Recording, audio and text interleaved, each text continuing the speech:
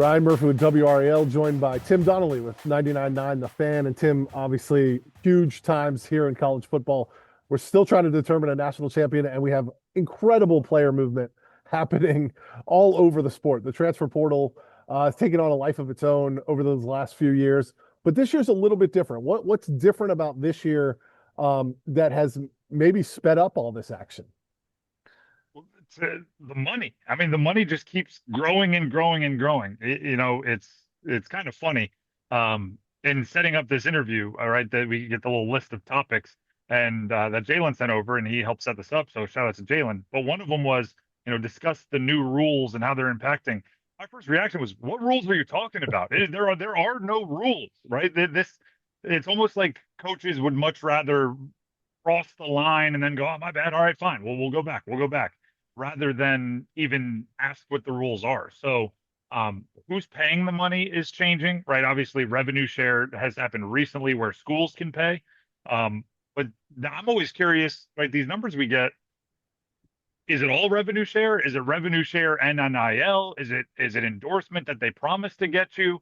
It's a really confusing way to go through college sports because absolutely nothing is like on Front Street, right? Absolutely nothing is super transparent. So the difference is the only thing I know is the money's getting bigger, and everything else is completely unknown. Yeah, I mean, one of the big changes is that there isn't a second portal window. So everything has been crammed into this portal window, unlike last year when there was a portal window in December and then another portal window in April after spring practice. This is it. This is your one chance to change teams, unless barring a coaching change, I suppose. And so you got to get it right. If you don't end up with enough linebackers, you can't go back out in April and find a few more linebackers or a kicker or a quarterback, you name it. You've got to put your team together right now, and I think that's pushing a lot of this movement as well. And so that's different from like actual rule perspective. What else is different is looking at the college football playoff. You brought it up, right? We haven't decided on our national champion yet. All four teams that are still alive have transfer quarterbacks.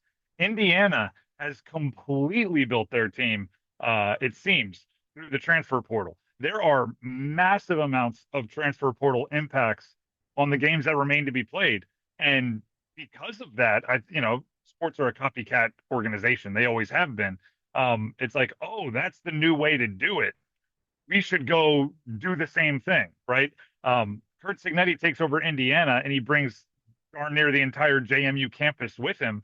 Now we see Matt Campbell take over Penn State and he brings darn near the entire Iowa State campus with him. And it's the more teams that have success with it, the more other teams will be forced to try it, right? Even Clemson, who was like the last holdout of we're not going to take transfers, is now like, well, if everybody else is going to do it, we're going to have to do it too. Like it's the success is driving the craziness as well. Yeah, that stat about all four remaining teams in the semifinals all having transfer quarterbacks. I saw that yesterday. That's incredible. And the other thing I think we're seeing, Indiana has like one of the oldest teams in college football. I think we're seeing a purposely, and we've talked about this in college basketball. Duke's trying to buck the trend, but everybody else is trying to get old and stay old. I think you're seeing that in college football now. You want to get old and stay old, and that way you're not trying to win with 18-year-olds playing against 23-year-olds. You're trying to win with 23-year-olds, and I think we're seeing that all over the place. I was looking at the class Carolina's brought in, lots of juniors, lots of seniors.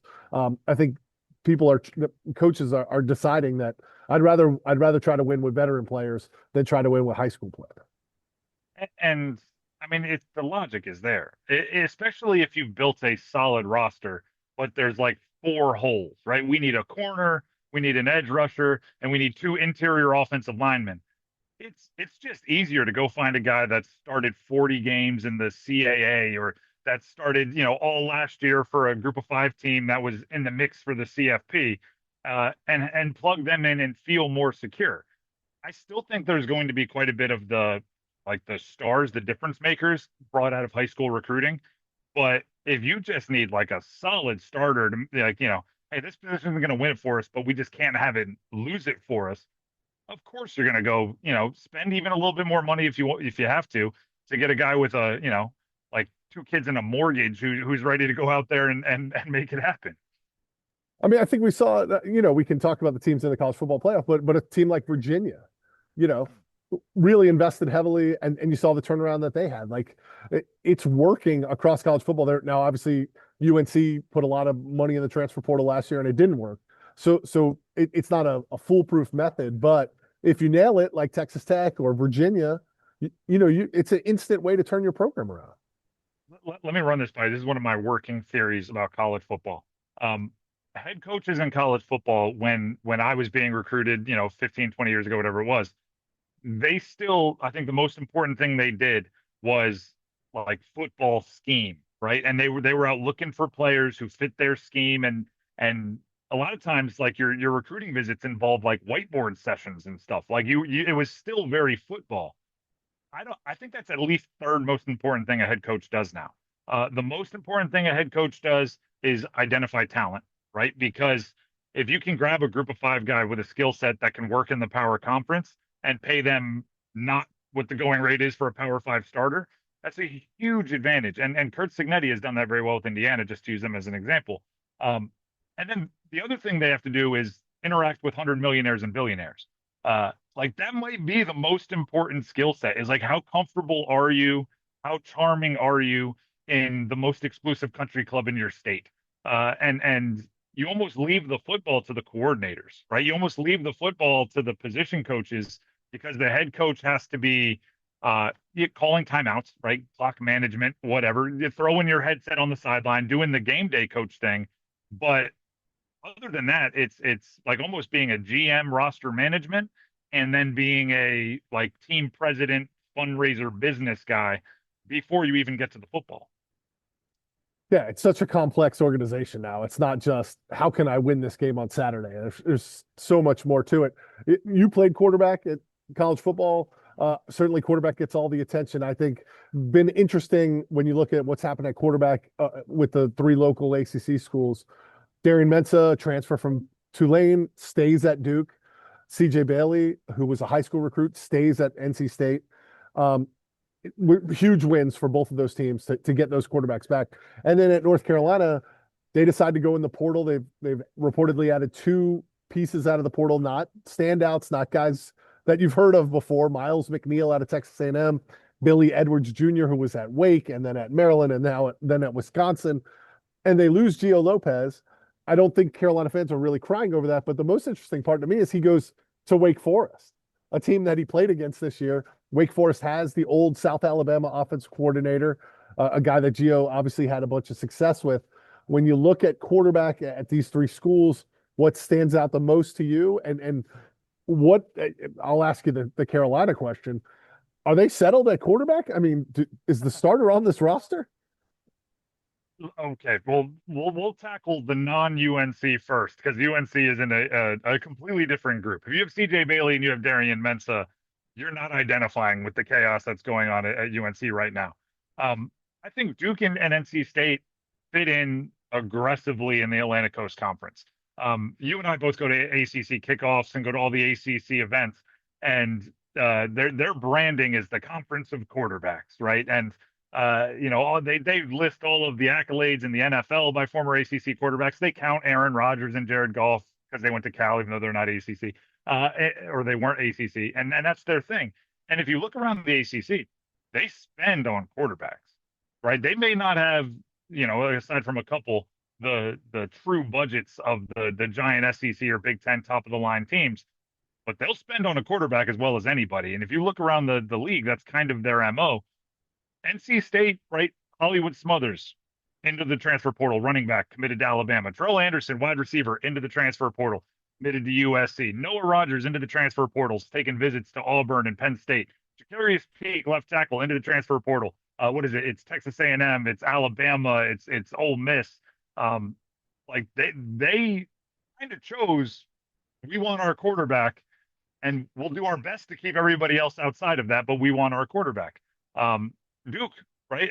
Very similarly, although they've kept a few others of their big stars, but Quayshawn Brown just hit into the transfer portal, a wide receiver who's had some success. Darian Mintz is making a lot of money. So I kind of like the strategy. Like if you need your slingshot to go slay Goliath, the quarterback is probably the best one to pay. So I see them in that realm. UNC, gosh, I don't know if they're settled or not. And I always say this. I have a 4.5-year-old son. I really don't care if he wants to play sports. I just want him to do whatever he wants and to, be a good person and all that. I kind of want him to be a 5-star in some sport, just like not for the pressure on him. I just want to know what coaches tell a 5-star, right? I want to sit in the room and just hear whatever nonsense they sling. So I don't know what they've told Billy Edwards Jr., right? I don't remember last year.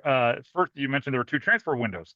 They took the kid from Purdue, and then the second transfer window, he left and went back to Purdue. Uh, Yeah, so Ryan Brown. so that's I was going to say Max Brown, but that's quarterback from USC a bunch of years ago. It's really confusing as far as what the message is when they show up, right? Gio Lopez, he hit the portal, but he didn't hit the portal until they got the commitment from Billy Edwards Jr. So there may have been an expectation that he thought he was still the guy going into next year, and when they brought in competition, he's like, "Ooh, that's not what I signed up for. I'm leaving." So I wish I knew what they told Billy Edwards Jr. I don't know if he's expecting true competition. The quarterback, the other one they brought in was Miles O'Neill. He's more of I believe, a developmental piece. Young guy, hasn't really played. But I don't know what the expectation is for competition. But similar to what I was saying, if UNC identified something in Billy Edwards, who by the way started his career at Wake, so a little bit of a see doodle there. That was four schools ago. If they identified a starting caliber player in Billy Edwards Jr. and bring him in, and he's a good starter, that goes a long way towards making your roster significantly better, and probably for a cost that gives you more money to spend on the rest of the roster than the rest of the ACC. If you're enjoying this type of content, please like and subscribe down below on YouTube. And we're doing a lot more of this content across WRAL platforms, 99.9 The Fan as well. When you look at the money, and you touched on this at the beginning, I mean, we're seeing reporting already, and I wrote about this before the new year. That cap, whatever cap we were talking about, this $20 million revenue sharing was going to even out the playing field. Everybody was going to have the same pool. I mean, that didn't even last half a year. That didn't even last 6 months. We front loaded all the deals before that, so to take advantage of that. And now Lane Kiffin's promised $30 million for his roster. The way Michael Lombardi, the GM at North Carolina, talked about it is like you're having conversations with your corporate partners saying, where's the over the cap spending you're going to give me? I've been reading a lot about Learfield deals where the multimedia rights packages are including, okay, well, you've got to come up with X, 3.5 million for our quarterback. We're going to give them 1.5 million out of our revenue share. You got to come up with 3.5 million. Are those deals going to get through the College Sports Commission, NIL Go? Is that money even legal? Is it going to get challenged in court? I mean, this system that we thought, oh, the House settlements brought all this clarity to it, has brought no clarity. This is a can of worms that I've opened 100 times, and each time there's like a new creepy crawly thing going on in there. Uh, yeah, I'm pretty nerdy when it comes to this kind of stuff. So I was looking it up the other day. The NFL salary cap is a bit more structured. It's not like a super. The NHL does it the best in the world, but the NFL does have a cap, and the best quarterbacks are making a little less than a fourth percentage wise of the cap. If you if you do that for the 15 million in revenue share, 15 and a half, whatever you're allowed to spend on one sport, quarterbacks are making way over a quarter of that, right? So the money is coming from somewhere else. What's the report on Sorsby at Texas Tech getting 6 to 7 million? I don't know if that's true or not, but I can tell you 6 to 7 million is a huge chunk of change out of 15. So the money is coming from elsewhere, which then, like again, like every question, the answer is another question that gets hairier. Why doesn't the NFL do this? Right? The most famous fan in the world is Mattress Mac, right? He's some mattress selling millionaire who bets huge amounts of money on the Astros and the Texans and all this. Why doesn't he go to CJ Stroud and say, you're going to endorse mattresses? I'll give you $10 million a year, but it's contingent upon you being in Houston. And that has nothing to do with Houston. It's outside the salary cap. That's the equivalent of what's happening in college football right now. It's people showing up, whether they have a legitimate business or not, and saying, "Here's 5 million, but I'm giving it to whoever ends up being the starting quarterback for this school. So as long as that's you, here you go. And it's a wild can of worms. I don't know how you regulate that, right? Like, Well, you do know how you regulate it, right? You regulate it the same way the NFL regulates it, and the same way Major League Baseball regulates it, with a collective bargaining agreement. And they just not nobody's been willing to go there. yep. The NCAA has put all their eggs in Congress, and Congress continues to drop that basket of eggs and break them all. And so the only answer may be collective bargaining, in which you work out eligibility rules. So you're not facing a lawsuit every week about whether fifth year players can play or JUCO players can play, or guys who played in the G League can play. And you work out eligibility, you work out compensation, you work out transfer windows. Like, no, we're seeing the case with the Washington quarterback right now. Desmond Williams apparently agreed to a deal to come back to Washington. 2 days later, he says he's jumping in the portal, perhaps to go to LSU. If you have true collective bargaining, true enforcement of those rules, then you might be able to solve some of this. But no one's been willing to do that yet. And again, there's a step to everything. I think a low key massive benefit of collective bargaining agreement is, like the NFL, like every other professional league, then the Players Association, the union, can certify agents. Because I think right now, maybe the biggest problem, or all of the biggest problems, stem from there's a lot of just complete jerks. And jerk is the wrong word. Just they don't know enough. They throw a sports coat on and they walk around advising players, and it's just bad advice. One of my former teammates is actually a NFL Players Association certified agent. He has a couple guys on practice squads, a couple guys in the Canadian Football League, and he dabbles in being an NIL agent. And I just follow him on social media. We're not super close, but half of his tweets are just like, players, if your agent tells you this, don't listen. It's not allowed. It's not smart. It's not good. Because he's competing, trying to sign clients with agents that call themselves agents. I don't even know if they're agents, and they just don't know what they're talking about. And players are making horrendous decisions because of it. And then schools are getting messed over. We're seeing. I mean, I don't even know if we have time to go into what's going on at the University of Washington, but an agent would easily, a great agent, a good agent, would easily stop a player from signing a binding contract 4 days before deciding to go into the transfer portal, because they just know the lay of the land and know, all right, hey, take some time. We don't have to sign this now. You have leverage, and all these other things. Yeah, I mean, just look at the percentages that some of these NIL agents are taking versus what the NFL agents take, and it's absurd. Let's end with this. There's been a lot of movement, a lot of pieces coming and going. Has Duke, UNC, NC State, you pick, have any of them made some moves that you really like, that signal that they know what they're doing when it comes to team building and where they needed to get better? First I'll give you one of my New Year's resolutions, and I said this on my afternoon show on 99.9. Right before the end of the year, I said I'm going to do my best in 2026 not to talk bulk numbers about the portal, right? And when the portal was brand new, we got really riled up about, like, this team has 35 players in the portal, like, oh, that's the X amount percentage of their roster. And you look at it, and you're, looking back, probably 22 of them were nudged into the portal by the Yeah. coaching staff. 4 of them were not going to play, and like there were 6 that were like legit losses. And really, we should have just been talking about the 6. So I'm doing my best to not get dramatic about all the craziness. If you're looking at the teams, I think UNC is going to have the most splash hirings, but I think that's volume, right? They're bringing in a lot of guys, and admittedly, and actually, I think this is probably tough on the coaching staff. I can't watch film of all 400 or 4,500 people in the portal. So a lot of this is dependent upon 247 and On3, and some of the work you guys are doing at WRAL and high school OT and all these other of our colleagues. So they've brought in some guys that seem to be 3 and 4 star transfers, which are big deals. But the biggest news out of the transfer portal in the triangle this year were the tweets that confirmed Darian Mensah and CJ Bailey were staying in the triangle. I think a lot of times the best moves are picking the right guys to keep, and making sure the ones that you need stay around. Those 2 quarterbacks, I don't think it's outlandish to say they could be the 2 best quarterbacks in the ACC next year.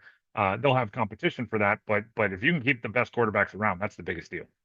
Yeah, I had a Heisman vote this year for the first time, and Darian Mensa's stats, like when I was like looking, casting a wide net, who should I even be considering? I mean, his stats were right there with the guys at the top of the list. And that's in his first year in this system. Be interesting to see what he does. The loss of Jacarius Peak and some of those skill position players, Hollywood Smothers, a couple of the wide receivers. I feel like skill guys, particularly running backs, you can find. Duke Scott did a great job, filling in for Hollywood Smothers already.